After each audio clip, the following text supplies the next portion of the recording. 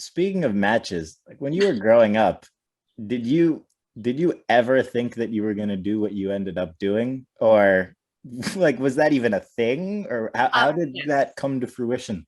It's kind of crazy, but I was a wrestling fan. I was a wrestling fan as a child. I watched wrestling with my dad. That was kind of like our bonding Who were the thing. stars when you were watching? Like who were Oh the God, I biggest mean, we're names? talking like Georgia Championship Wrestling. We're talking like old school, old school. It's like Okay, Saturday mornings, or it was just it was different. Savage was my all-time favorite. got it, He was my all-time, and I know he got was it. a bad guy most of the time, but he was my all-time favorite. Flair.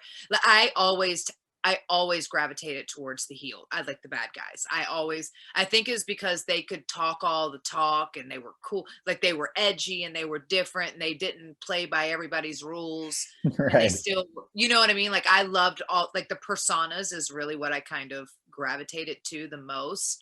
And looking back, I love all the good guys now, Ricky Steamboat, even Hogan, like, but I hated Hogan as a kid. Like I was interesting. like, I don't get this guy. Everybody loves this guy. Like I love Yeah. Randy Savage. Like he's not as cool as Savage. That was me. It was yeah, so it's just funny. But so I kind of, obviously loved it as a kid. I fell away from it as I was working with my horses and competing like every summer with my horses, and I had the violin and stuff like that. And then boys happened, and so all of these things. And then I get out of high school and I don't really have a lot of direction, and I'm kind of like, okay, what am I going to do with my life now? Like as an adult. And I was just kind of, wrestling found me. Like I found wrestling and Interesting. wrestling found me. And it was a very hot era of wrestling at that time. It was that attitude era. It was Stone Cold. It was The Rock. And it reminded me like, oh, this is why I love wrestling. Like this was because I hadn't watched, in a space. And I think I started watching again about 96 or so, towards, my last years of high school or whatever. And it just fell in love all over again. And it just goes like, these guys are so cool. They're not like, except for Stone Cold reminds me of my great crazy uncle. And like, but most of them is just like, these guys are just so, so cool. I just didn't think there was a way to do it because I honestly thought it was like a circus, like they found these monsters, these crazy over the top, larger Yeah, than life that's what I characters. always thought too. Yeah, I Yeah. had no idea. And I'm like, okay, and so then my friend approached me. He's like, hey, my buddy has a school up near DC. It's a wrestling school, because he knew how much I loved it. He'd see me like locked in. And Right. yeah, and I was like, what?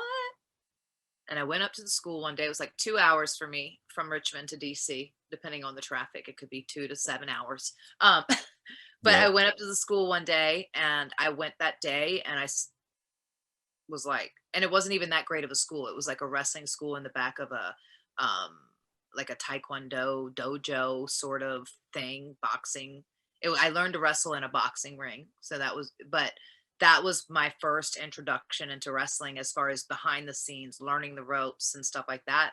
And yeah, I went there that day. It was like November 98. I signed up that day, paid my tuition, and started training.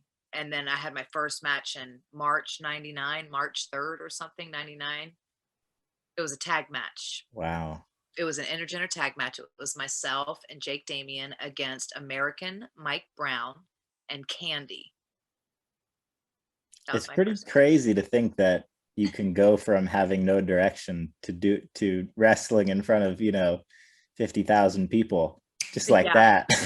it's crazy. Well, but those first couple years though, I mean, I wrestled in Fayetteville, North Carolina at a car lot with four people, and it was like 104 Oh, so degrees you were born to do this. I was wrestling in like people with like in the armory with Right. 20 people, in Stanton, Virginia. Those are the shows that we were doing while we were trying to get, until I finally just kept leveling up. And I say it's a lot like the music industry. So it's kind of ironic that these are my two loves and my two Mhm. passions, horses and obviously my son, but um that because they run so parallel in the sense that you kind of have to do all the crappy things all to like work yourself up to get seen just by that one person, that one time in front of the right crowd, and just that one song, that one just moment, and then everything, your whole life can change, and it's a really cool thing. And it took a while to get there for me, but I'm also